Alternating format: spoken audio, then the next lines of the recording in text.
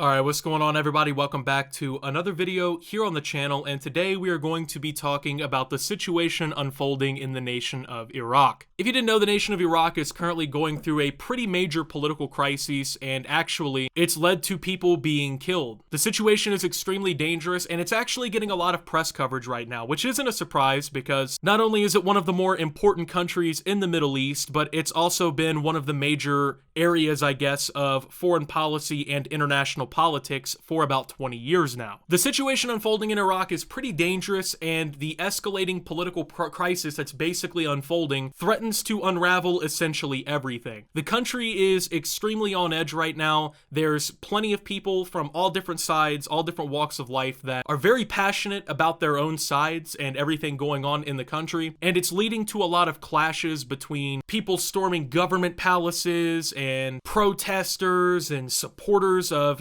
people in politics. It's just really been a bad situation overall, and if it continues to escalate like this, it legitimately could help destabilize the country. Deadly clashes flared in Iraq on Monday after hundreds of people stormed its government palace, an ominous turn of events that has plunged the country even deeper into political turmoil. The protesters, fiercely loyal supporters of the influential Shiite cleric Muqtada al-Sadr, have been enraged by his pledge to leave Iraqi politics, although he has made similar vows before and failed to follow through on them. Some experts say Sadr's announcement was a dangerous, desperate ploy to maintain his power and galvanize his base. Quote, Sadr doesn't have any leverage right now, so what he's doing is appealing to the emotions of his followers, who are the closest you can get to a personal cult, said Abbas Kadim, director of the Atlantic Council's Iraq Initiative. Quote, he is telling his followers that, quote, okay, I was defeated, but it's up to you to turn me into a victorious player by doing whatever it takes. Or you could say, we give up, we lost, Kadim added. These people are willing to do anything. At the heart of the crisis is a political deadlock that has paralyzed Iraq's governmental processes and deepened internal rifts since the country's October 2021 elections, all under the specter of Iranian influence. Although Sadr was the election's biggest victor, he was unable to negotiate a new government after excluding rival Shiite leaders. That pitched Iraq into uncertainty and left it in the hands of a caretaker government that can't approve budgets or legislation. As Iraq remained locked in a stalemate in June, Sadr ordered the resignation of the 73 members of parliament loyal to him. It did not go as he may have intended. They were swiftly replaced, effectively eliminating his parliamentary sway for the first time in nearly 2 decades. So to me, a lot of what's happened here doesn't necessarily make sense, but it does at the same time, right? So a lot of this really falls back on Muqtada al-Sadr, right? He's the guy who's kind of responsible for a pretty good amount of what's going on here. He's essentially really worked up his fan base and the people who support him because of his own screw-ups and his own faults. The guy hasn't necessarily done the best job in helping run the country, especially after, of course, the United States occupation and the war that went on there. I mean, the country was destabilized. It was in a time of crisis even before this all happened, and it needed leadership that would be able to help bring it up out of the throes of what was going on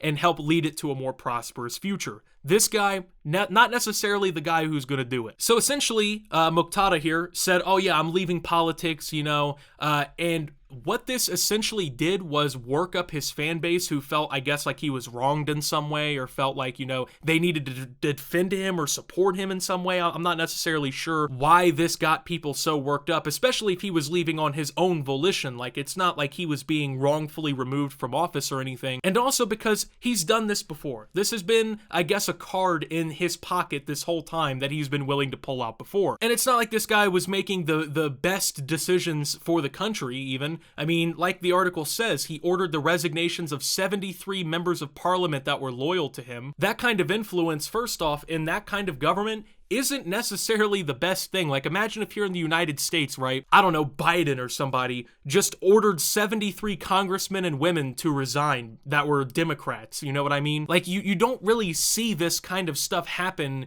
in governments that are functional, you know what I mean? When a guy like this has so much power that he can essentially make these kinds of orders and go unchecked in this way, it creates like a power problem, right? Because this guy has way more power than everybody else, and he could do all kinds of more influential things that shouldn't be done. But of course, the double trouble with this is he has an extremely loyal and volatile fan base that are willing to go in the streets and fight for him. And that's basically exactly what happened. These people who flooded the government palace and, you know, got into these deadly clashes and whatnot were massive fans of this guy. They were basically doing this almost in his name, if that makes sense. But of course, this isn't the only thing that's really happened. There are some pretty recent developments that I kind of want to cover and talk about here. These are the latest breaking updates that I found from Al Jazeera. First and foremost, Iran has closed its land borders to Iraq and also has disabled flights coming from the country, obviously because of the political violence that's unfolding in Iraq right now. And also, al-Sadr came with a speech that basically called for the end to these protests and everything.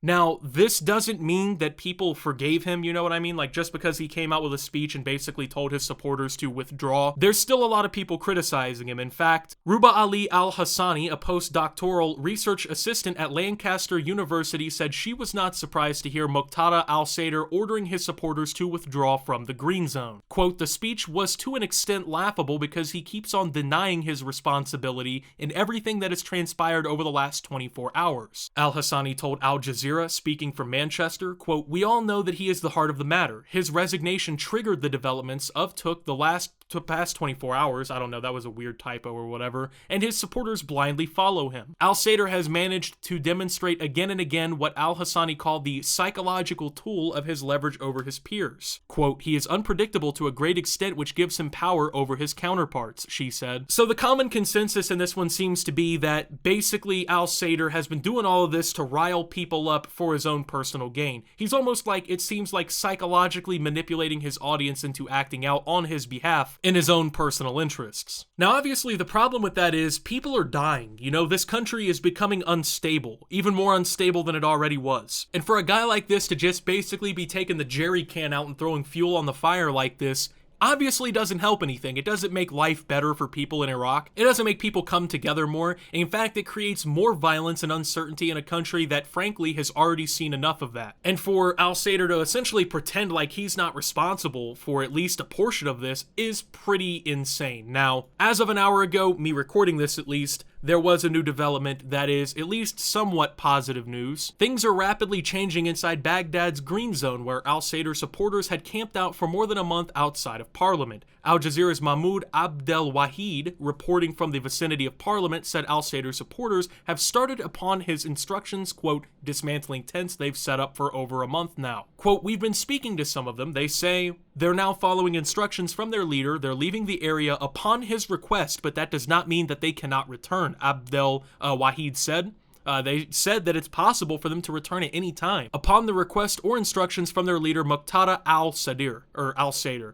He said, adding that the move is kind of a, quote, de-escalation following the latest violence. So at least there's somewhat of a positive development. People are starting to kind of retreat. Maybe things will finally calm down now, but this guy genuinely seems like a pretty big threat to Iraq's stability. His actions seem careless and irresponsible, and realistically, it only contributes to the problems that the country's been having. And it's kind of sad to watch that because you gotta think, this is a country with millions of people who probably want better, you know what I mean? That probably want an effective government. Like earlier in the video, right? They've had a caretaker government that can't even pass legislation or like budgets. Like they can't even make new laws, you know what I mean? They can't pass new laws. They can't actually spend government money to start, you know, handling basic services and like actually building the country back up. This country has been in the weeds, let's be honest. And to see this kind of unfolding is really disheartening and sad because, like I said, there's millions of people that need and want better lives there that can't get it because of stupid shit like this. So obviously, hopefully the situation gets better and it de-escalates, and hopefully the people of Iraq can get a little bit better, man. So with that being said, thank you guys for watching. If you did enjoy, make sure to leave a like, subscribe if you're brand new around here on the channel, follow me over on Twitter and Twitch at @SubTheOptimus. Make sure to check out Shoptimus down below. But until my next video, guys, this is Optimus, well, talking about the Iraq crisis and signing out.